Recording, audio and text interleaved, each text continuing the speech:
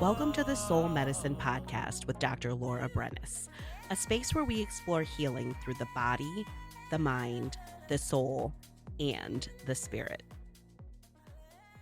Have you ever looked at your life and thought, well, this isn't what I expected?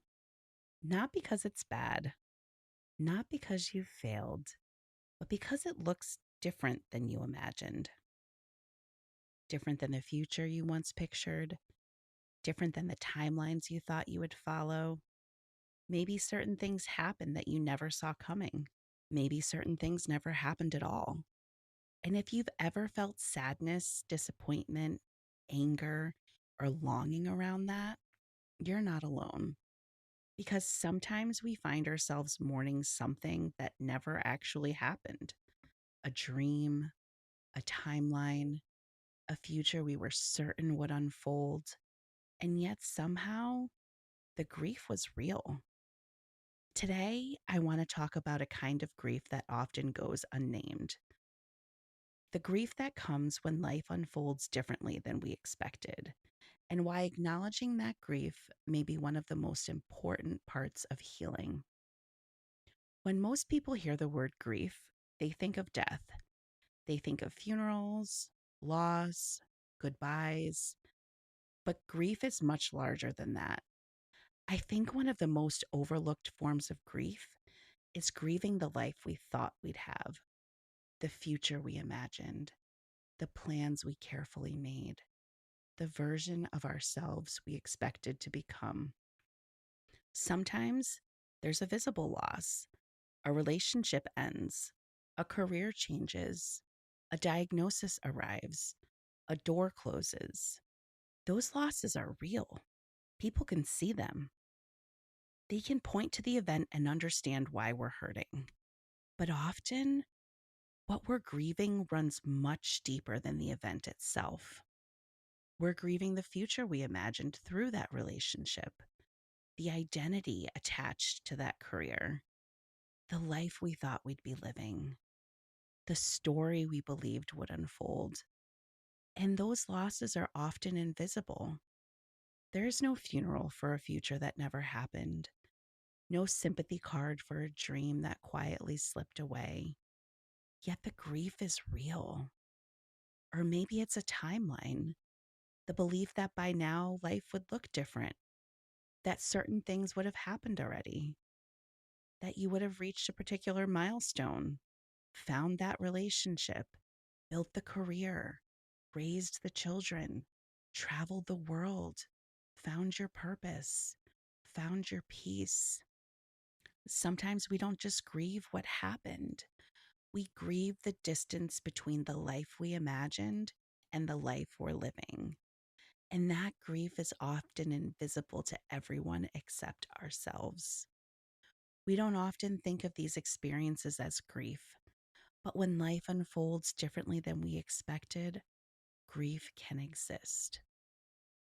There have been many moments in my life where things unfolded differently than I expected. Plans changed, doors closed, timelines shifted, and while I can now look back and see the gifts hidden within many of those experiences, that doesn't mean there wasn't grief. And I think this happens to many of us. We imagine where we'll live, the work we'll do, the relationships we'll have, the person we'll become. And then life happens. Some things arrive exactly as we hoped, others don't. And sometimes the most painful part isn't what happened, it's letting go of what we thought would happen. Because when a dream changes, we're not just grieving the outcome, we're grieving the future we imagined. I've also learned something else.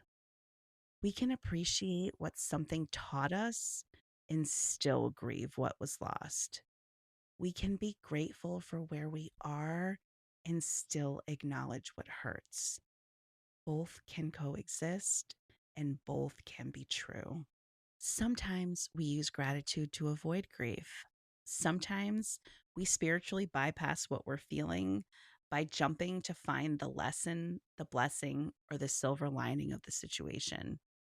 But healing doesn't ask us to skip over our emotions, it asks us to move through them. There may be seasons where gratitude feels far away. There may be seasons where all you can do is acknowledge the hurt, and that's okay. You don't have to force gratitude. You don't have to rush your healing. You don't have to find meaning before you're ready. Sometimes the most healing thing we can do is simply tell the truth about what hurts. Grief asks to be witnessed, not buried, not carried forever, witnessed. What we resist tends to persist. What we acknowledge can begin to transform. When we push grief away, when we pretend we're fine, when we convince ourselves we should be over it by now, it doesn't simply disappear. It often finds other ways to make itself known through resentment, through anger, through numbness, through anxiety, through the feeling that we're somehow stuck, not because we're broken, but because there's a part of us that still needs to be heard, a part of us that still needs compassion, a part of us that is asking for us to acknowledge what we've been carrying. And sometimes healing begins the moment we stop running from what hurts and allow ourselves to gently turn toward it.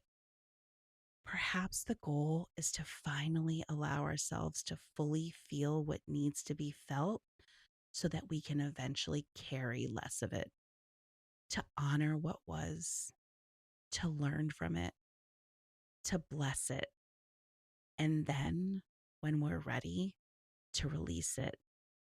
Not because it didn't matter, but because it did. If you're in a quiet place, place a hand over your heart.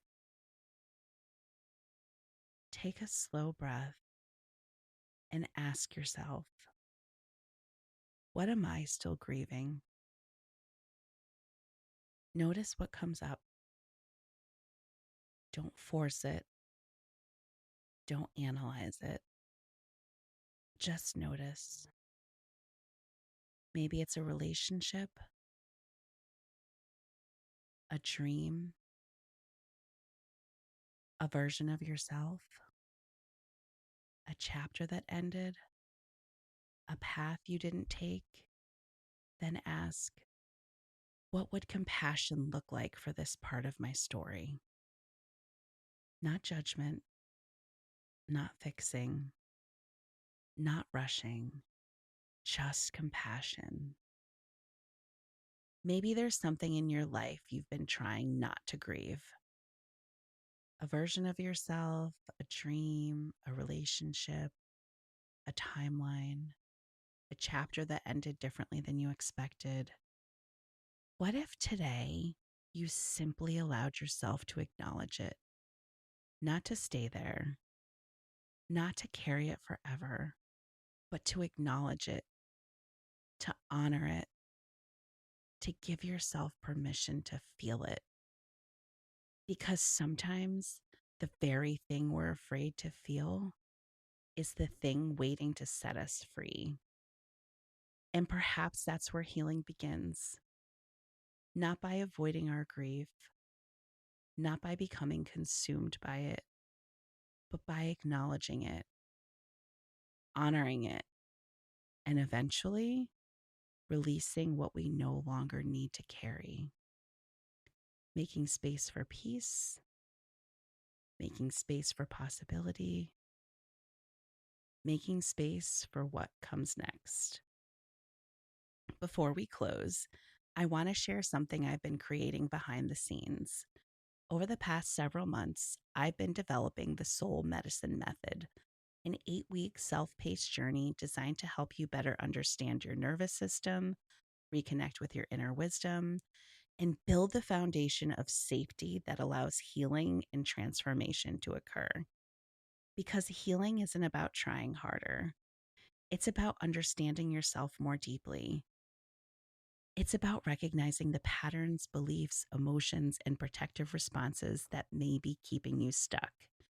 And it's about learning how to return to a place of self trust, self compassion, and inner safety. If this is something that resonates, I'd love for you to join the waitlist. The link is in the show notes.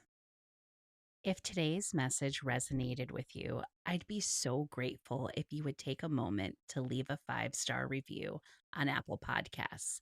Not for me alone, but because every review helps this message reach someone else who may need it.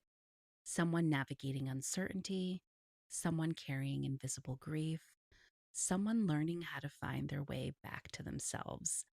Your support helps soul medicine grow and allows these conversations to reach more hearts. And for that, I'm deeply grateful. If this episode resonated with you, be sure to follow the podcast so you don't miss future episodes. And remember, be gentle with yourself. You are already whole. You are already worthy. You are so deeply loved. It is safe now to return home to yourself. I'll meet you there. I'm Dr. Laura Brennis, and this is Soul Medicine. This podcast is for educational and informational purposes only and does not establish a doctor-patient relationship. Please continue to work with your own medical professionals for individualized care.